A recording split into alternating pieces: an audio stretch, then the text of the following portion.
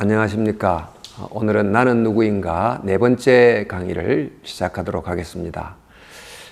인간은 관계적 존재로 창조됐고 그 관계는 세 가지 관계였습니다.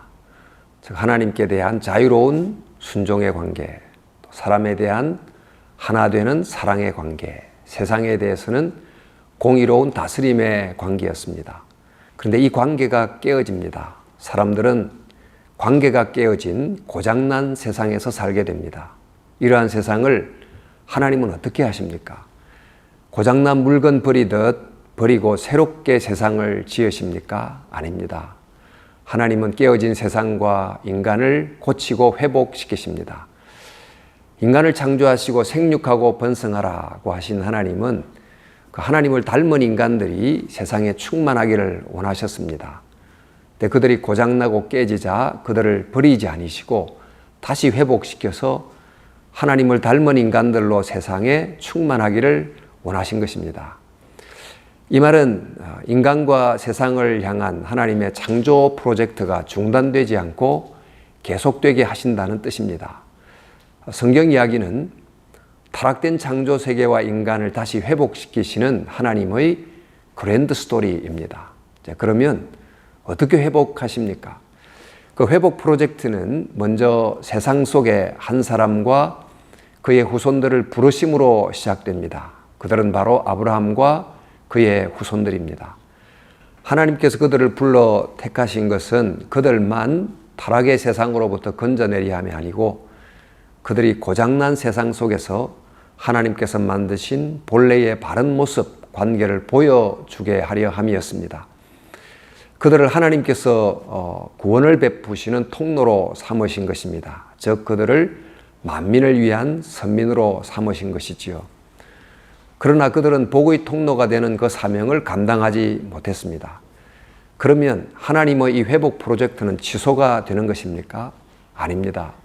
하나님께서는 그 회복의 일을 계속하십니다. 하나님은 선민이었던 이스라엘 백성의 후손으로 메시아를 보내십니다. 메시아를 보내어 세상을 회복하실 일을 일찍 약속하셨고 또 그 약속을 따라 그를 이 세상에 보내셨는데 그분이 바로 예수 그리스도이십니다. 예수님이 세상에 오셨다. 이 말은 하나님께서 고장난 세상을 버리지 않으시고 오히려 그 세상 속으로 하나님이 친히 인간이 되어 들어오셨다는 뜻입니다. 인간에 의해 잘못 쓰여지고 있는 세상의 이야기 속에 한 사람으로 들어오셔서 그 이야기의 방향을 바로잡아 이야기가 하나님의 첫 의도대로 쓰여지도록 하셨다는 말입니다. 역사의 어떤 중요한 사건이 역사의 방향을 바꾸듯이 역사의 방향을 바꾸는 결정적 사건이 일어난 셈인데 그것이 바로 예수님의 십자가와 부활입니다. 예수님은 깨어진 세상 속으로 친히 들어오셔서 깨어진 관계를 만든 인간의 죄를 자신이 지은 죄처럼 친히 담당하십니다. 또 그 죄가 만들어 온 크고 깊은 상처와 고통을 친히 겪으심으로 바로 그 깨진 관계를 바로 잡으시죠. 그것이 바로 십자가입니다. 예수님은 십자가에서 하나님 어찌하여 나를 버리시나이까 라고 절규하시면서 하나님과의 깨어진 관계의 고통을 자신이 친히 겪으셨고 또 제자들에 의해서 배반을 당하면서 사람과의 깨진 관계의 고통도 역시 지셨습니다.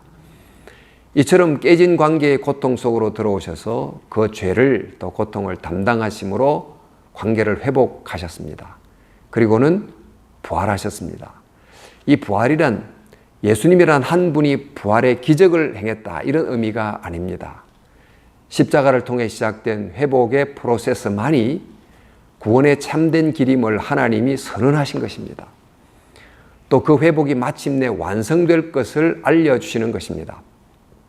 그런 점에서 부활은 옛 창조 속에 새 창조가 시작이 됐고 완성된다는 것을 하나님이 미리 선언하신 셈이지요. 예수님의 십자가와 부활을 통해서 하나님께서 세상을 창조하실 때 계획하셨던 그 약속하신 미래가 바로 이 세상 속으로 들어왔고 또 그 미래가 결정적으로 시작됐고 마침내 완성되고 말 것을 보여주셨습니다. 이처럼 십자가와 부활을 통해 회복이 왔는데 그 회복은 단순히 겉모습의 회복만이 아닙니다. 이 세상을 타락하게 만든 깨어진 관계를 바로잡아야 되는데 정말 그런 회복을 이루신 것입니다.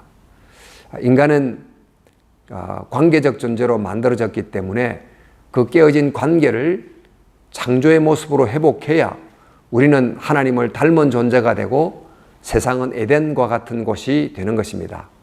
그래서 예수님께서 십자가를 지시기 전에 제자들과 최후의 만찬을 가지시고 바로 그곳에서 자신의 십자가가 깨어진 세 가지 관계를 바로잡는 일이 될 것임을 말씀을 통해서 또 행동을 통해서 알려주십니다.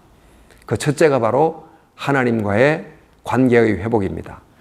예수님께서 식사를 마치시고 포도원이 있는 길가를 걸어가시다가 포도나무와 가지를 가리키며 이렇게 말씀하셨습니다. 나는 포도나무여 너희는 가지라. 그가 내 안에 내가 그 안에 거하면 사람이 열매를 많이 맺나니 나를 떠나서는 너희가 아무것도 할 수 없습니다. 우리는 선의 열매를 맺어야 될 포도나무 가지입니다. 그러니까 좋은 포도 열매가 맺혀야 되는데 그러지 못하고 있습니다. 그 이유가 간단합니다. 나무에 붙어 있지 않기 때문입니다. 이런 한 간단한 이미지를 통해 사람들이 처한 상황의 본질을 보여주시죠. 우리가 선의 열매를 맺지 못하는 근원적 이유는 하나님과 단절되어 있기 때문입니다. 즉 하나님과의 바른 관계를 벗어나 있기 때문이죠. 줄기에서 끊어진 가지에 열매를 맺게 하려고 아무리 물을 주고 햇빛을 받게 해도 소용이 없고 그럴수록 더 썩고 더 메마를 뿐입니다. 오직 가지를 줄기에 다시 접붙이는 길만이 답입니다. 즉 인간이 하나님께 다시 연결되고 깨어진 하나님과의 관계가 회복되어야 하는 거죠. 그런데 어떻게 이것이 가능합니까? 예수님은 사람의 대표자로서 우리의 죄를 대신하심으로 우리를 하나님과의 바른 관계 안으로 들어가게 하셨습니다. 십자가 모양의 수직축처럼 십자가가 하나님과 인간의 바른 수직 관계를 세우게 된 것입니다. 예수님께서 십자가를 지시고 부활하신 후 가장 먼저 이런 말씀을 하십니다. 너는 내 형제들에게 가서 이르되 내가 내 아버지 곧 너희 아버지, 내 하나님 곧 너희 하나님께로 올라간다 하라. 즉 십자가를 통해서 비로소 하나님이 우리 아버지가 되셨다는 말씀입니다. 십자가를 통해 깨진 하나님과의 관계가 복원되었다는 말이죠. 우리는 예수님의 십자가의 공로로 이렇게 회복된 하나님의 자녀가 된 것입니다. 둘째는 사람과의 관계입니다. 예수님께서 제자들과의 마지막 만찬 자리를 가질 때 제자들은 예수님께서 로마를 무찌르고 유대 독립국을 이룰 것이라고 믿었습니다. 또 그 나라에서 누가 더 높은 자리에 앉을까를 두고 서로 다투었죠. 바로 이 장면은 지금까지 인간들이 타락된 인간관계로 살아왔던 역사의 압축판입니다. 인간 역사의 내용은 사랑으로 하나가 되는 참된 관계를 벗어나서 서로 지배하려고 하면서 다투고 분열한 일을 지금까지 해온 것입니다. 이때 예수님은 저녁을 잡수시다가 조용히 그 자리에서 일어나셨습니다. 그리고 겉옷을 벗으시고 수건을 가져다가 허리에 두르시고 대야에 물을 떠서 제자들의 발을 씻기 시작하셨습니다. 스승이 제자 앞에서 머리를 구부리고 발을 씻어준다는 이 장면, 이제껏 제자들이 한 번도 본 적이 없었습니다.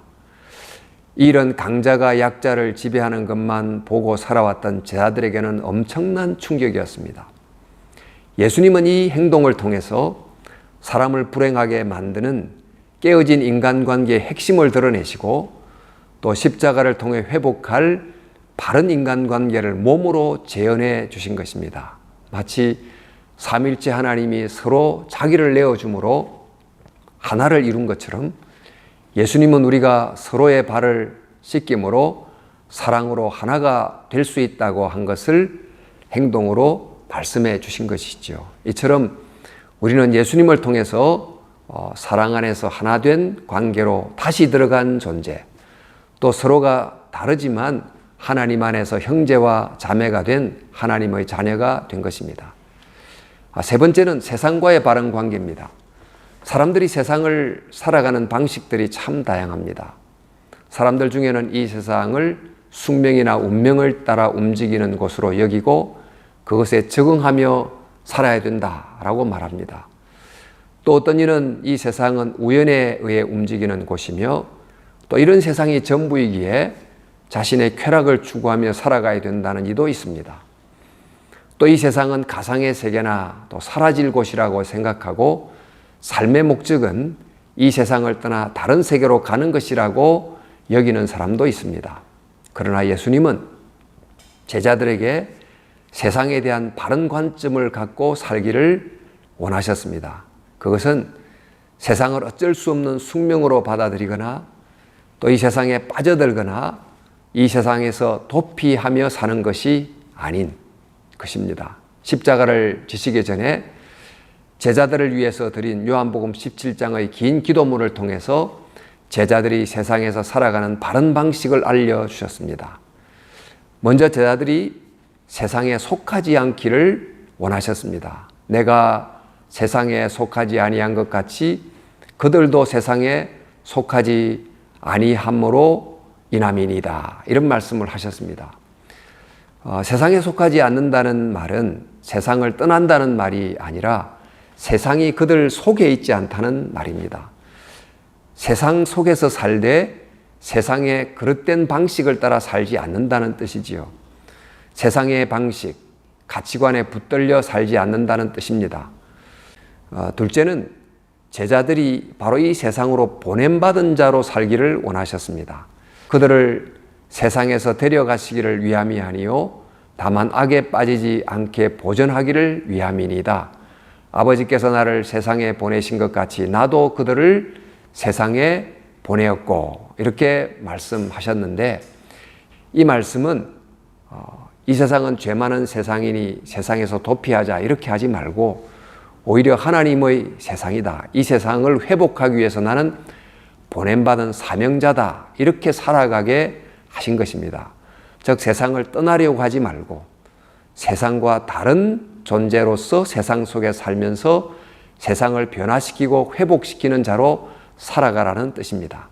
이를 바다 위에 떠있는 한 척의 배에 비유할 수 있을 겁니다. 배는 죄의 파도가 넘실대는 바다를 항해해서 목적지를 향해 가야 되는데 그렇게 하려면 배는 바다 위에 떠 있되 바닷물이 배 안에 채워져서는 안 됩니다. 즉 바다란 세상을 도피하거나 바다란 세상에 동화되어서는 안 된다는 뜻입니다. 세상에 속하지 않는 자로 세상 속에서 살아가므로 하나님이 창조하신 세상을 회복시키며 살아가는 것이 바로 세상을 다스리는 창조의 본래 모습을 회복한 바른 관계인 것입니다. 하나님은 우리를 이 세상에서 건져내서 저 다른 세상으로 보내려고 구출한 것이 아닙니다. 이 깨어진 세상 속에서 살면서 예수님을 통해 하나님과의 깨어진 관계를 회복함으로 하나님께 순종하는 참 자유의 삶을 살게 하시고 또 사람과의 그릇된 관계를 바로잡아 교회 안에서 사랑의 사귐을 맛보며 살게 하시고 더 나아가 세상과의 비뚤어진 관계를 바로잡고 사명자로 살게 함으로 이 창조된 세상을 다시 회복시키는 하나님의 일꾼이 되게 하신 것입니다. 이런 점에서 우리는 누구입니까? 우리는 관계적 존재였고 순종, 사랑, 공의로 이 세 관계를 누리며 살아야 될 하나님의 형상들이었죠.